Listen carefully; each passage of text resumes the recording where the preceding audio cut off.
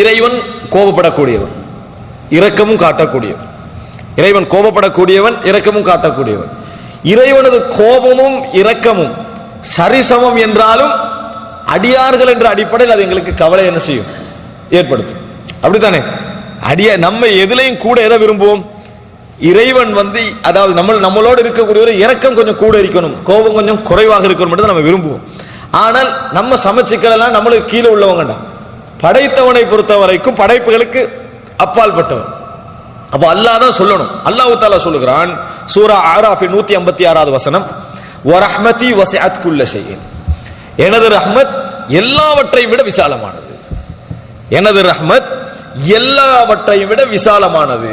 கோபத்தை விட, எனது சாபங்களை விட, எல்லாவற்றையும் விட என்ன, எனது ரஹ்மத் விசாலமானது. இறைவன் சொல்றான். அப்படின்னா என்ன, நம்ம இறைவனிடத்தில் நிறைய தைரியமாக ஆசை வைக்கலாம், நிறைய நலவுகளை எதிர்பார்க்கலாம். இறைவன் நிச்சயமாக கோபப்படுவதை விட எங்கள் மீது இரக்கம் தான் என்ன செய்வான், அதிகமாக கொள்வான் என்பது என்னது? ஏதாவது ஒரு விஷயம் இறைவன் கடுமையாக கோபப்படுகிறான் என்றால் அது நாம் செய்கின்ற அநியாயமும் பாவமும் தவறுகளும் தான் அதற்கு என்ன செய்யும், காரணமாக இருக்கும் என்பதை நம்ம என்ன செய்யறோம், இந்த வசனத்திலிருந்து புரிஞ்சு கொள்கிறோம்.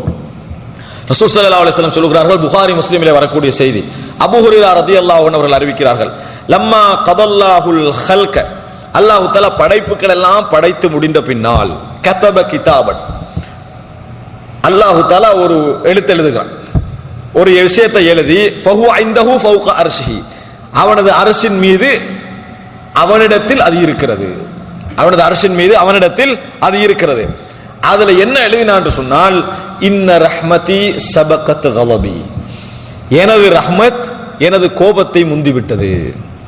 எனது ரஹ்மத் எனது கோபத்தை முந்திவிட்டது என்று இறைவன் தன்னகத்தை எழுதி கொண்டான் என்று சொல்லி ரசூலுல்லாஹி ஸல்லல்லாஹு அலைஹி வஸல்லம் சொல்கிறார்கள். புகாரி முஸ்லிமில் வரக்கூடிய செய்தி. அப்ப இறைவனுடைய ரஹ்மத் எல்லா விஷயங்களை விட என்ன மிகைத்திருக்கிறது இந்த செய்தி என்ன செய்கிறது, எங்களுக்கு சொல்கிறது. அப்ப நாம என்ன விளங்கணும், இந்த டோட்டல் உலகத்துடைய ரஹ்மத்தும் இறைவனுடைய கோபத்தை என்ன செய்திருக்கிறது, மிஞ்சி இருக்கிறது.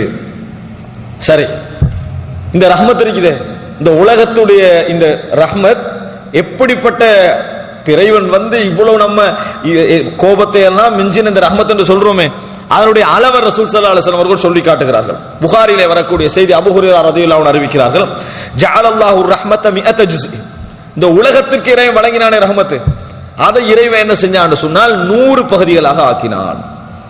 இந்த உலகத்துக்கு இறைவன் வழங்கிய ரஹ்மத்தை, அந்த ரஹ்மத் இருக்குதே கருணை என்ற பகுதி, இதை இறைவன் 100 பகுதிகளாக என்ன செஞ்சான், பிரித்தான்.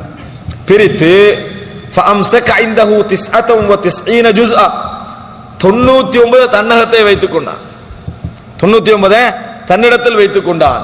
வஅன்ஸல ஃபில் அர்தி ஜுஸ்அன் வாஹிதா, பூமிக்கு ஒன்றை இறக்கினான், பூமிக்கு ஒன்றை இறக்கினான். ஃபமின் ஸாலிகல் ஜுஸ்இ தராஹமுல் ஹல்க், அந்த ஒன்றிலிருந்து தான் படைப்புகள் ஒன்றோடு ஒன்று இரக்கம் காட்டிக் கொள்கின்றன. அந்த ஒன்றுதான் இந்த உலகத்தில் இரக்கத்துக்கே காரணம். நாங்கள் சொல்லலாம், உலகம் ஒன்றோடு ஒன்று கருணை காட்டுவதற்கே காரணமே அந்த ஒன்றுதான். மனிதர்களுக்கு இறைவன் ரஹமத்தை கொஞ்சம் கொடுத்தான், அதுல அந்த இறைவன் வழங்கின ரஹமத்து வேற. ஆனால் மனிதர்கள் இரக்கம் காட்டுவதற்கு ஒரு பகுதி இறைவன் கொடுத்தான், அந்த 100ல 1, அதை வைத்துத்தான் படைப்புகள் தனக்கு ஒன்றுக்குள்ள என்ன செய்து இரக்கம் காட்டிக் கொள்கின்றன என்று சொல்லி ரசூலுல்லாஹ் சொல்றாங்க.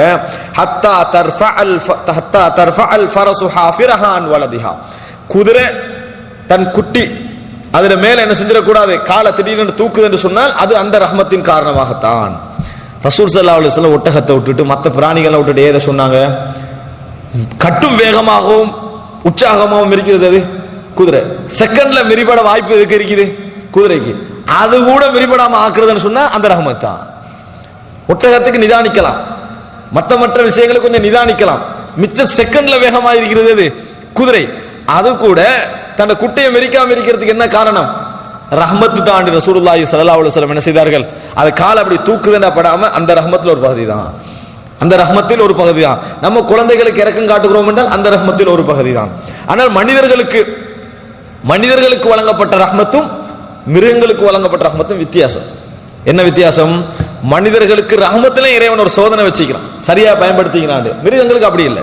ஏன், ஒரு கோழிக்கு குஞ்சு ஒரு 9 குஞ்சு கிடைக்குதுன்னு வைங்க, முதலாவது குஞ்சோட ரொம்ப இரக்கமாகவும் 9வதோட கொஞ்சம் கம்மியான இறக்கமாகவும் என்ன செய்யாது, இருக்காது. அது சேம், அதோட இறக்கம் என்ன செய்யும், சேமாகத்தான் இருக்கும். குறிப்பிட்ட காலத்துல 3 மாசத்துலயோ 2 மாசத்துல விரட்டி அடிக்குமெண்டா முதலாவது இவனை அனுப்பிடுவோம், இவன் தான் என்னது நல்லா இல்லைன்னு சொல்லி அப்படி எல்லாம் செய்யாது. அது என்ன செய்யாது, எல்லாத்தையும் வளமையா ஒரே செட்டா என்ன செஞ்சிடும், செய்யற மாதிரி செஞ்சிடும். அவ்வளவுதான் விஷயம். மனிதன் தான் சில நேரத்தில் அதை தவறா பார்ப்பான். எல்லாம் கொஞ்சம் விரட்டி இந்த குஞ்சம் மட்டும் கூட்டிட்டு தெரியுது, இவன் தான் என்ன செய்யறான், தவறாக பார்ப்பானே ஒழிய அது சரி சமனா என்ன செஞ்சிடும், அதை நியத்தை சரியா செஞ்சிடும். ஆனா மனிதனுக்கு இறைவன் எப்படி கொடுத்துக்கிறான், அப்படி இல்லை. மனிதனுக்கு எப்படி கொடுத்திருக்கிறான் என்றால் கூட்டலாம், குறைக்கலாம், எந்த அளவுக்கு பயன்படுத்தலாம், எந்த அளவு பயன்படுத்த கூடாது, நினைச்சா முதலாவது பிள்ளையோட அதிகமாக, கடைசியாவது பிள்ளையோட கொஞ்சம் குறைவாக எல்லாம் அவனுக்கு முடியும். மற்றவர்களுக்கு என்ன செய்யாது, முடியாது என்கின்ற அடிப்படையில் தான் இறைவன் என்ன செய்திருக்கிறான், மனிதர்களுக்கு வழங்கிய ரஹ்மத்தை வைத்திருக்கிறான். ரஹ்மத் என்பது மிக முக்கியமான ஒரு பகுதி என்றதை நீங்க என்ன செய்யணும், இதுல புரிந்து கொள்ள வேண்டும். இறைவன் தந்ததனால தான் இரக்கம் காட்டுகிறோம். மற்ற பகுதியை இறைவன் காண்பித்திருக்கிறான். எப்படி வீட்டிலேயே நமது குழந்தைகள் நம்மளை பார்த்து பயப்படுகின்ற கட்டங்கள் இருக்குது, நம்மளுக்கு கோபம் வர கட்டங்கள், அதையே இறைவன் எங்களோட வாழ்க்கையில நீடிச்சிருந்தா, ரஹ்மத் என்ற பகுதியை எடுத்திருந்தான் எப்படி இருக்கும் நினைத்து பாருங்க. இறைவன் அப்படி என்ன செய்யல, எங்களுக்கு வைக்கல. அந்த மாதிரி வைக்காமல் இரக்கம் என்கின்ற ஒரு பகுதியை தந்திருக்கிறதுனால தான் சொந்தங்களுக்காகவும் குடும்பங்களுக்காகவும் உறவுகளுக்காகவும் பலர் மனைவிமார்களை குழந்தைகள்லாம் விட்டுட்டு அவர்களுடைய வாழ்க்கைக்காக இங்க என்ன செய்யறாங்க, வாழ்ந்து கொண்டிருக்கிறார்கள். அந்த ரஹ்மத்து தான். அது இல்லைன்னா என்ன செய்ய முடியாது, வாழ முடியாது என்பதை நாம் என்ன செய்ய வேண்டும், புரிந்து கொள்ள வேண்டும். அன்புள்ள சகோதரர்களே, அப்ப அல்லாஹ்வுடைய ரஹ்மத் என்பது விசாலமானது என்கின்ற பகுதி நாம் என்ன செய்யறோம், இதுல புரிஞ்சு கொள்கிறோம். ரசூல் ஸல்லல்லாஹு அலைஹி வஸல்லம் இதை சொல்லி போட்டு சில ஹதீஸ்கள்ல வரக்கூடிய வார்த்தைகளை பாருங்க. இதே ஹதீஸ் தான் ரசூலுல்லாஹ் சொல்றாங்க, வபிஹா யதஆதஃபுல் உஹூஷு அலா அவுலாதிஹா. கொடிய மிருகங்கள் கூட தன் குழந்தைக்கு இரக்கமாக நடந்து கொள்வதெல்லாம் இந்த ரஹ்மத்தில் இருந்து உள்ளது என்ன ரசூலுல்லாஹ். கொடிய மிருகங்கள் கூட, அது என்னது, உயிரினங்களை பார்த்தாலே வேட்டையாடக்கூடிய மிருகங்கள் கூட தனது குட்டியோடு என்ன செய்து அந்த இரக்கமாக நடந்து கொள்வதெல்லாம் இந்த ரஹ்மத்தின் ஒரு பகுதி.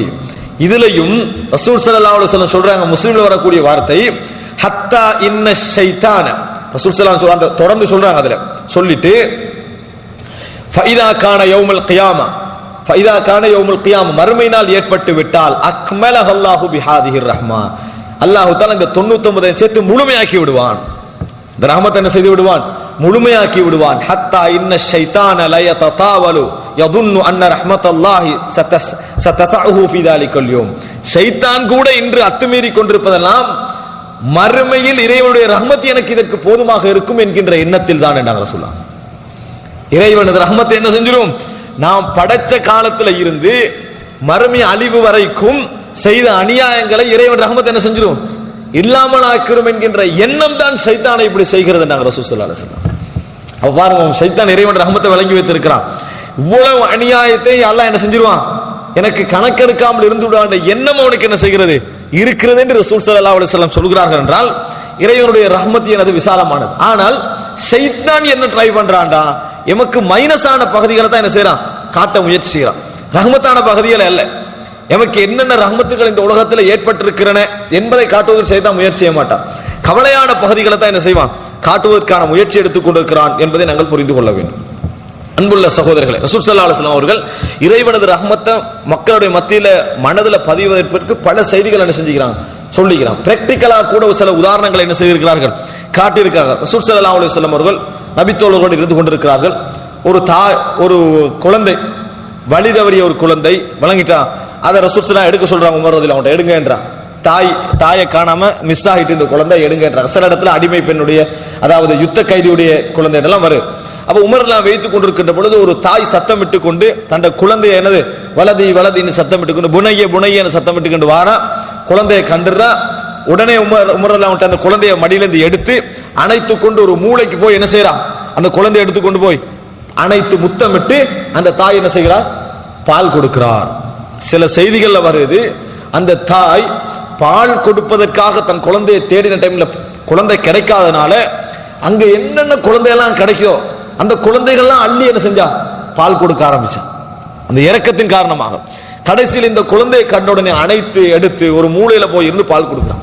ரசூல் ஸல்லல்லாஹு அலைஹி வஸல்லம் இந்த பிராக்டிக்கல் அந்த பதிவு எல்லா நபித்தோடர் உள்ளத்திலையும் வருமே. அதை பார்த்த உடனே அந்த நேரத்தில் ரசூல் ஸல்லல்லாஹு அலைஹி வஸல்லம் கேட்கிறாங்க, தரவுன ஹாதிஹி தாரிஹத்தன் வலதஹா ஃபின்னார், இவ தன் குழந்தையை நரகத்துல போடுவாவா, நெருப்புல போடுவாவா? இந்த குழந்தையை இந்த பெண்மணி நரக நெருப்புல போடுவான்னு நீங்க நினைக்கிறீங்களா அப்படின்னு கேட்கிறாங்க. அப்ப அந்த நேரத்தில் சஹாபாக்கள் சொல்றாங்க, அல்ல வஹிய தக்தீரு அலா அல்லா தத்ரஹு, இல்லை இவக்கு எந்த அளவுக்கு இது வீச முடிய நெருப்புல போட முடியாமல் இருக்க முடியுமோ அந்த சக்தி இருக்கும் காலமெல்லாம் இவன் என்ன செய்ய மாட்டா, அந்த வேலையை ஒரு போதும் என்ன செய்ய மாட்டா, செய்ய மாட்டா என்று சொல்லி சஹாபாக்கள் பதில் சொன்னார்கள். ரசூல் ஸல்லல்லாஹு அலைஹி வஸல்லம் சொன்னார்கள், அல்லாஹு அர்ஹமு பி இபாதிஹி மின் ஹாதிஹி பி வலதிஹா, இந்த குழந்தைக்கு இந்த தாய் எவ்வளவு இரக்கம் உள்ளவளோ அதை விட பன்மடங்கு தன் அடியார்களோடு இறைவன் இரக்கம் உள்ளவன் அப்படின்னு சொன்னான். இந்த செய்தி இருக்குது, ஒன்றை புரிந்து கொள்ள வேண்டும். இறைவன் நெருப்புல நரக நெருப்பில் ஒருவனை வீசுறான் என்று சொன்னான், அவனை இடுகிறான் என்று சொன்னால் நிச்சயமாக இந்த தாயை விட இந்த தாயே வீசுகின்ற நேரம் எப்போ வருமோ அதை விட ஒரு அநியாயம் நம்ம செஞ்சிருந்தா தான், அந்த மாதிரி ஒரு அநியாயம் அந்த மாதிரி ஒரு பாவம் செய்திருந்தால் தான் அது வரும். நினைச்சு பாருங்க, எங்களை அதாவது இறைவன் படைத்து எல்லா விதமான சௌகரியம் எங்களுக்கு ஏற்படுத்தி பாவம் செய்தாலும் மன்னிப்பு கேட்பதற்கு பல சந்தர்ப்பங்களை தந்து எல்லா விதமான வாய்ப்புகளையும் ஏற்படுத்தி அதையெல்லாம் நாம் என்ன செய்யறோம், புறக்கணிச்சு தூக்கி வீசுகிறோம் என்று சொன்னால் குற்றம் யார் மீது உள்ளது, மனிதர்கள் மீது உள்ளது என்றது என்ன செய்து தெளிவாக விளங்கு. அப்ப இறைவனுடைய அந்த ரஹ்மத் என்பது விசாலமானது என்பதை நாங்கள் புரிந்து கொள்ள வேண்டும்.